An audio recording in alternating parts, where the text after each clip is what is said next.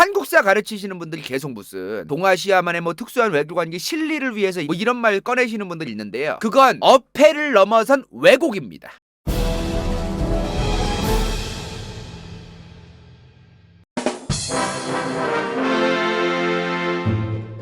간혹 동아시아의 특수한 외교관계라는 무적 최강 쉴드를 이제 치시는 분들이 진짜 많습니다. 우리나라에. 나 좀 한국사 좀 공부해봤어. 네가 감히 내가 아는 거를 무시하고 네가 말을 해? 이러면서 이제 저한테 지난 몇 년간 따지셨던 분들이 항상 꺼내던 게 바로 동아시아만의 특수한 외교관계예요. 제가 분명히 말씀드리겠습니다.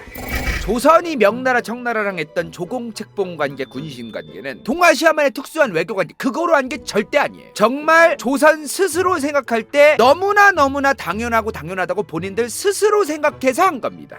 한국사 가르치시는 분들이 계속 무슨 동아시아만의 뭐 특수한 외교관계 실리를 위해서 뭐 이런 말 꺼내시는 분들이 있는데요. 그건 어폐를 넘어선 왜곡입니다. 중국 역사에서 한반도의 역사랑 빼놓을 수 없는 게 있죠. 뭐가 있죠? 조공책봉. 중국 역사에서 조공책봉, 군신관계, 구력외교 이런 내용을 우리가 이해를 하려면요, 우선 세 가지를 분명하게 알아야 됩니다. 뭐? 흉노 원나라 명청시대. 저걸 알고 구분을 어느 정도 할 줄 알아야 한반도와 관련되어 있던 중국 국가들과의 조공책봉, 군신관계가 이해가 됩니다. 기원전 202년에 진시황 죽고 고작 8년 뒤에요, 한나라가 등장합니다. 근데 한나라가 당시에 항상 머리 오지게 아파하던 세력이 있었어. 흉노. 그러면은 요 활동 범위 대략 보면 뭐예요? 한나라의 바로 위쪽이죠. 따끈따끈 만들어진 지 얼마 되지도 않은 한나라가 만들어진 지 얼마 안 되었을 때 어떻겠어요? 나라가 졸라 바쁜 거야. 내가 한나라의 황제인데 황제로서 뭔가 나한테 반기를 들 것 같아. 나 어제 지나가다가 누구 만나서 떠봤는데 간봤는데 그 새끼 좀 조져라. 이런 작업들을 계속 한단 말이야. 요런 게 굉장히 바쁘거든요.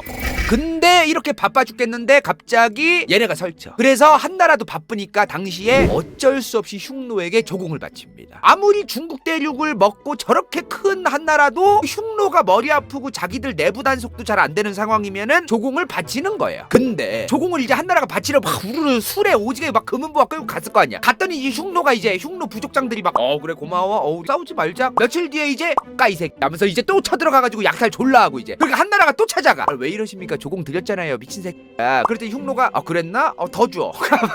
뭔가 흉노도 컨트롤이 잘 안 됐어요. 흉노에서 꽤 세력이 셌던 A라는 부족장, 이런 흉노의 세력이 있는데 여기다 조공 바쳤더만 또 B, C, D, E, F, G, H, I, J, K 막 사방에서 계속 막 지들 멋대로 막 통솔이 안 되는 거 통솔이.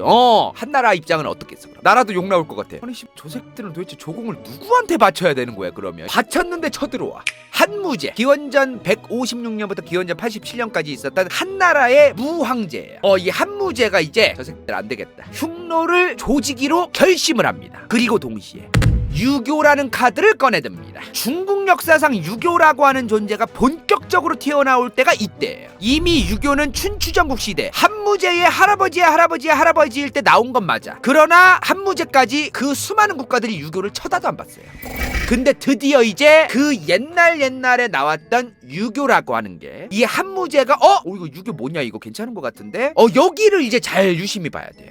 왜 한무제가 유교를 채택했을까? 흉노를 조지려고 하는데 나라 꼴이 개판인 거야. 백성들도 한무제가 이제 흉노 조지러 가자 얘들아 그랬더니 이제 백성들도 예 뭐 조지긴 해야죠. 근데 저희 요새 먹고 살기 힘든데 농사 짓다 말고 흉노랑 싸우려고 저를 끌고 가시려고 그러세요? 이 미친 한무제 새끼야. 이런 분위기인 거야 뭔가 나라가. 그러니까 한무제 입장에서 뭔가 좀 그 전 국민이 다 함께 딱 싸그리 짝짝 딱 이제 어떤 딱 국뽕이 치사장급으로 딱 취해가지고 역시 우리 대한나라를 위해서 흉노족 같은 야만족 저 오랑캐색들을 그냥 모가지를 다 그냥 썰어버리기 위해서 제가 스스로 가겠습니다. 이런 사람들이 늘어나게 해야겠는데 뭔가 분위기가 안 되는 거예요. 그래서 흉노 조지러 간다고 할 때 백성들을 선동시키고 뭔가 이제 쥐락펴락하기 위해서 유교만 한 게 없다면서 한나라가 유교를 채택한 겁니다. 하필 이 유교에 이제 한나라가 또 뭘 하냐면 중화사상을 믹스합니다. 유교와 콜라보레이션을 중화사상으로 했던 거는 요때부터 이제 시작이 됐던 겁니다. 천재야 천재. 한나라의 무황제 이 한무제 시대 때부터 이제 본격적으로 이제 유교를 빨기 시작했다. 그 이전부터 중국에는 제자백가 하필 하필이면 그 중에 유교를 채택한 거란 말이야. 한무제가 원래는 한무제가 살아있을 때 당시 한나라에서는 도가가 인기가 많았어요. 도가. 만약에 이 도가를 채택해서 나라를 운영하면 어떻게 되는 거냐면은 작은 정부, 백성들한테 세금도 덜 걷고 백성들한테 자유도 조금 주고 형벌이라던가 이런 것도 하지 않고 자연의 스무스한 어떤 순리와 도리대로 어떤 아주 그 스무스하게 어떤 술렁거리면서 그냥 계곡물 그냥 딱 그 대청댐에 흘러가서 대청댐물 또 방류하면 장마철에 방류해서 이제 바닷물로 딱 그 흘러가듯이 그렇게 아주 순리대로 가는 게 도가란 말이야. 근데 흉노랑 지금 싸우러 가려고 백성들 다 긁어모아가지고 군대에 지금 증명하냐 안 하냐 얘기 나오는데 갑자기 흘러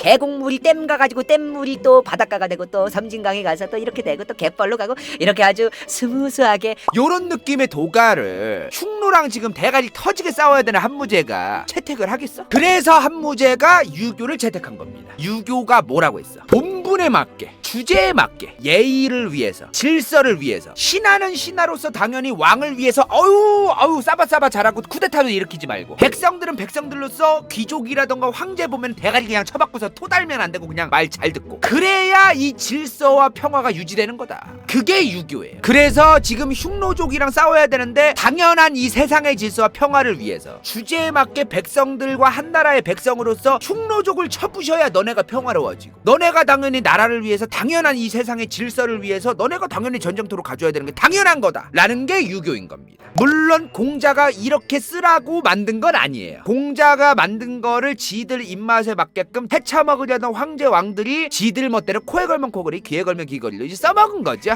한무제쯤 되면요, 한나라라고 하는 하나의 나라로 통일되어 있었고 이제 한나라가 안정적으로 된 거예요. 안정기에 들어서니까 이제 조지로 가야지. 안정기에 들어섰기 때문에 유교도 받아들이고 흉노도 조지로 가려고 유교를 채택한 겁니다. 공자맹장 때의 유교는 어떤 느낌이었냐면요, 임금은 임금다우면 되고 신하는 당연히 신하다워야 되고 아버지는 아버지로서 자식은 또 자식으로서 부모를 공경하고 이런 느낌이었어. 근데 한나라 때는 신하들의 근본이 임금이다, 아들의 근본이 아버지다. 근본 오브 근본들을 위해서 아랫 근본들이 떠받들려 위계질서 관료제 이런 식으로 대가리 숙이고 아유 이런 식으로 이제 한나라 때부터 유교가 좀 변질이라고 해야 돼. 변화를 거듭합니다. 어디 유교라는 동아시아 철학을 개무시를 하느냐, 니 같은 시정잡배가 감히 막 이러면서 난리칠 수도 있기 때문에 변화를 거듭해 갔다 라고 표현을 하겠습니다. 각자의 위치에서 본분을 다하면서 황제, 천자 앞에서 머가리 숙이는 게 너무나 당연하고, 모든 구성원들이 천자와 황제와 윗사람들, 나라님들을 위해서 최선을 다하고 본인의 주제에 맞게끔 도리를 다해라, 이 말이요. 그게 유교예요. 이런 문화적으로 녹아내릴 수 있을 정도로 아예 뿌리 깊게 유교가 박히게 만들면은 사람을 굉장히 윗사람들이, 황제나 이런 사람들이 백성들을 아주 손쉽게 쥐고 흔들 수가 있어요. 그래서 유교 같은 거를 그렇게 뿌리 내리고 세뇌를 시키고 교육을 시키고 연병 난리를 쳤던 게 바로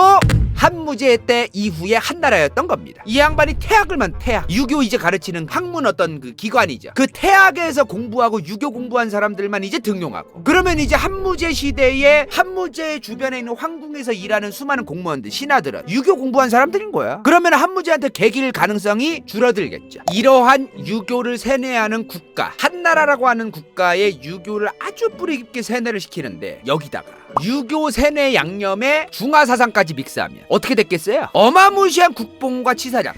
한나라 전까지만 해도 중국 대륙에 이제 중원을 먹은 국가가 있잖아요. 그럼 이 주변 지역, 이 지역 애들은 오랑캐급이다, 나를 알아보는 자는 오랑캐가 아니다, 나는 천자다, 이런 느낌으로 중화사상을 했어요. 한나라부터는 주변 국가들까지 중화사상으로 조공책봉을 바치라고 요구하기 시작합니다. 그러면서 만들어진 게 바로 조공책봉 관계입니다. 여기까지. 이번 영상이 볼만했다면 좋아요와 구독, 재미없었다면 이건 재밌을지도 몰라.